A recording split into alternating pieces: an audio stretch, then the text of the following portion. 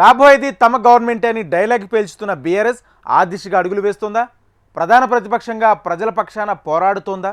సర్కార్పై సమరం చేసే విషయంలో పార్టీ నేతలకు భరోసా ఇచ్చే విధంగా అడుగులు వేస్తున్నారా? కొన్ని పొరపాట్ల వల్ల అధికారాన్ని కోల్పోయినట్లుగానే ప్రతిపక్షంలోనూ అదే తప్పుదాలు రిపీట్ చేస్తున్నారా? దీనిపై బీఆర్ఎస్ వర్గాల్లో జరుగుతున్న చర్చ ఏంటి? Watch the story. సైలెంట్ మోడ్లో కారు పార్టీ ప్రజా సమస్యలపై గళం విప్పడంలో వెనుకబడిందా? కాంగ్రెస్ హామీల్ని ప్రజాక్షేత్రంలో నిలదీయటంలో విఫలమైందా? గులాబీ క్యాడర్కి సరైన దిశానిర్దేశం చేయటం లేదా?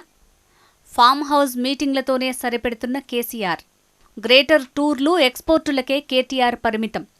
కేటీఆర్ వీకెండ్ పాలిటిక్స్ చేస్తున్నారనే విమర్శలు. బనకచర్ల, కాళేశ్వరంపై కౌంటర్లకే హరీష్ పరిమితం. రాబోయే ఎన్నికల్లో మళ్లీ అధికారం మాదే. కాంగ్రెస్ పార్టీ అమలు కాని హామీలను నమ్మి జనం మోసపోయి ఇప్పుడు గోసపడుతున్నారు. తామేం తప్పు చేశామో ఇప్పుడు వాళ్లకు అర్థమవుతోంది.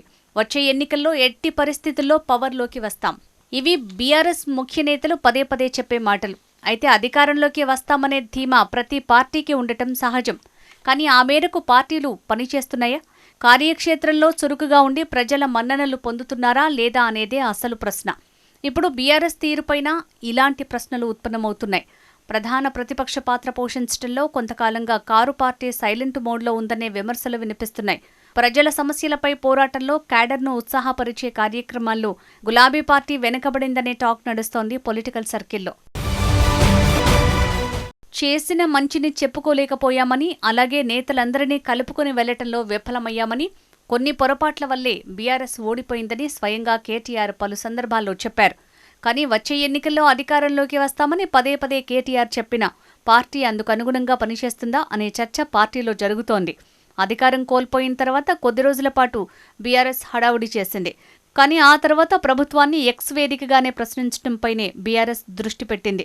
వాస్తవానికి ప్రతిపక్ష పార్టీ అంటే ప్రజా సమస్యలపై ప్రభుత్వాన్ని ప్రశ్నిస్తూ, అధికారంలోకి రాకముందు అధికార పార్టీ ఇచ్చిన హామీల అమలుపై ప్రజల పక్షాన నిత్యం పోరాటం చేస్తూ ఉండాలి. అందుకు భిన్నంగా కొద్ది రోజులుగా బీఆర్ఎస్ ముఖ్య నేతల తీరు ఉందన్న గుసగుసలు వినిపిస్తున్నాయి. బీఆర్ఎస్ పార్టీలో అధినేత కేసీఆర్, ఆ తర్వాత కేటీఆర్, హరీష్ రావులే కీలకం. అధికార పార్టీ కంటే ప్రతిపక్ష నేతలే ఇంకో మెట్టు ఎక్కువగా కష్టపడాల్సి ఉంటుంది. అయితే బీఆర్ఎస్ ప్రతిపక్షంలో ఉన్నా కూడా working president KTR weekend politics చేస్తున్నారని సొంత పార్టీలోనే చర్చించుకుంటున్నారు. నిత్యం ప్రజల్లో ఉంటూ, ప్రజలను కలుస్తూ, ప్రజల సమస్యలను ప్రభుత్వం దృష్టికి తీసుకువెళ్తూ ప్రజల పక్షాన పోరాటం చెయ్యాలి. అలా కాకుండా కేటీఆర్ హైదరాబాద్ లేదా సిరిసిల్ల తప్ప రాష్ట్రంలో ఏ నియోజకవర్గంలో కూడా పర్యటించకపోవడంతో కార్యకర్తలు నిరాశలో ఉన్నారు. వచ్చేది ఎన్నికల సీజన్. స్థానిక సంస్థల ఎన్నికల్లో గెలవాలంటే ప్రజల్లో ప్రభుత్వంపై ఉన్న వ్యతిరేకతను బీఆర్ఎస్ తన వైపుకు తిప్పుకోవాలి. అలా కాకుండా ఓన్లీ ఎక్స్ వేదిక లాంటి సోషల్ మీడియాను నమ్ముకోవడంతో పార్టీ నేతలు అసహనం వ్యక్తం చేస్తున్నారు. కేటీఆర్ను కలవాలని, నియోజకవర్గ సమస్యలు చెప్పాలని జిల్లా, నియోజకవర్గ నేతలు భావించినా ఎక్కడా కూడా కేటీఆర్ అందుబాటులో ఉండరని, అందుబాటులో ఉన్న కేటీఆర్ వద్దకు నియోజకవర్గ సమస్యల్ని తీసుకువెళ్లే అవకాశం లేదని నేతలు చర్చించుకుంటున్నారు. ప్రతిపక్ష పార్టీగా ఉన్న బీఆర్ఎస్ ప్రజల కోసం నిత్యం పోరాటాలు చేయటం ద్వారా పార్టీ క్యాడర్ యాక్టివ్ అవుతుంది. కానీ అలా కాకుండా పార్టీ ఎలాంటి కార్యక్రమాలకు పిలుపునివ్వకపోవడంతో క్యాడర్ ఏమీ అర్థంగాని పరిస్థితిలో పడిపోతోందట. ఇక అధినేత కేసీఆర్ బీఆర్ఎస్ పార్టీ వజ్రోత్సవ సభ తర్వాత ఇప్పటివరకు బహిరంగంగా రాష్ట్ర ప్రభుత్వాన్ని గాని, కేంద్ర ప్రభుత్వాన్ని గాని ప్రశ్నించింది లేదు. అధినేత కేవలం ఫామ్ హౌస్ సమావేశాలకే పరిమితమవుతున్నారు. పోనీ ఆ సమావేశాల ఎజెండా కూడా బయటికి ఇవ్వటం లేదు. కేటీఆర్, హరీష్ రావు, జగదీష్ రెడ్డి, వేముల ప్రశాంత్ రెడ్డి, నిరంజన్ రెడ్డి ఇలా పార్టీ ముఖ్య నేతలతో సమావేశాలు నిర్వహిస్తున్నారు. రాష్ట్ర వ్యాప్తంగా ఎరువుల కొరతతో రైతులు ఇబ్బందులు పడుతున్నారు. రైతులు లైన్లలో ఉండి ఎరువులు తీసుకోవాల్సిన పరిస్థితి. ఇలాంటి సమయంలో ప్రభుత్వంపై ఒత్తిడి తీసుకొస్తే రైతులు కూడా బీఆర్ఎస్ పక్షాన ఉంటారని ఆ పార్టీ నేతలు భావిస్తున్నారట. కాళేశ్వరం కమిషన్ ఇచ్చిన రిపోర్టుపై, బనకచెర్లపై బీఆర్ఎస్ పోరాటం చేయాలని భావించిన ఆ పోరాటం ఏ విధంగా ఉంటుంది అనేది నేతలకు అర్థం కావటం లేదట. ఇచ్చిన హామీలపై అధికార పార్టీని ప్రశ్నించడానికి బీఆర్ఎస్ అధినేత మీడియా సమావేశం నిర్వహించి హామీలను సాధించుకుందామని, తద్వారా మన పార్టీకి మైలేజ్ వస్తుందని నేతలు ఎదురుచూస్తున్నారట.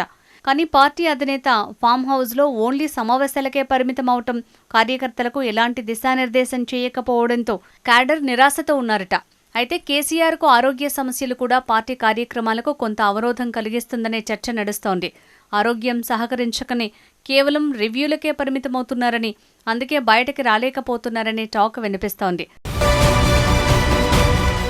ఇక కారు పార్టీ పుట్టినప్పటి నుంచి కేసీఆర్ వెంటే ఉంటున్న మాజీ మంత్రి హరీష్ రావు సైతం ఓన్లీ ఇరిగేషన్ అంశానికే పరిమితమయ్యారట.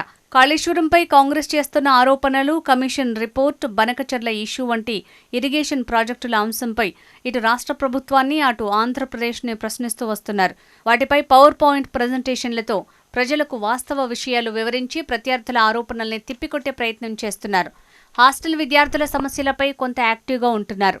రీసెంట్గా నాగర్ కర్నూలు నియోజకవర్గంలో ఫుడ్ పాయిజన్ అయితే వెంటనే హరీష్ రావుతో పాటు ఉమ్మడి మహబూబ్ నగర్ జిల్లాల నేతలు వెళ్లారు. రాష్ట్రంలో చాలా సమస్యలు ప్రతిపక్ష బీఆర్ఎస్ దృష్టికి వచ్చినా వాటిపై ఎక్స్ వేదికగానే ప్రభుత్వాన్ని ప్రశ్నిస్తున్నారు. కానీ వాటి పరిష్కారానికి పార్టీ ఎలాంటి కార్యక్రమాలకు పిలుపునివ్వకపోవడంతో క్యాడర్ అయోమయంలో ఉన్నారట. బీఆర్ఎస్ బీఫామ్పై గెలిచి కాంగ్రెస్ పార్టీలో చేరిన ఆ 10 నియోజకవర్గాల్లో ఎవరిని కూడా ఇన్ఛార్జీలను నియమించకపోవడంతో పార్టీ నేతలు ఎవరి వద్దకు వెళ్లాలి, పార్టీకి సంబంధించిన విషయాలను ఎవరి ద్వారా అధిష్టానం దృష్టికి తీసుకువెళ్లాలో అర్థం కాని పరిస్థితిలో ఆ నియోజకవర్గాల లీడర్స్ ఉన్నారట. పార్టీ హైకమాండ్ ఆ నియోజకవర్గాలకు ఇన్ఛార్జీలను నియమించాలని కోరుతున్నారట. బీఆర్ఎస్ పార్టీ ఇలా సైలెంట్గా ఉంటే వచ్చే స్థానిక సంస్థల ఎన్నికల్లో ఏ విధంగా గెలుస్తామని క్యాడర్ చర్చించుకుంటోంది. పార్టీపై ఎవరైనా వ్యాఖ్యలు చేసినా వెంటనే పార్టీ ఖండించకపోవడంపైన కార్యకర్తలు చర్చించుకుంటున్నారు. నేతలకు, కార్యకర్తలకు పార్టీ ఎలాంటి భరోసా ఇస్తుందో, జిల్లాల బాట ఎప్పుడు పడతారో వేచి చూడాలి.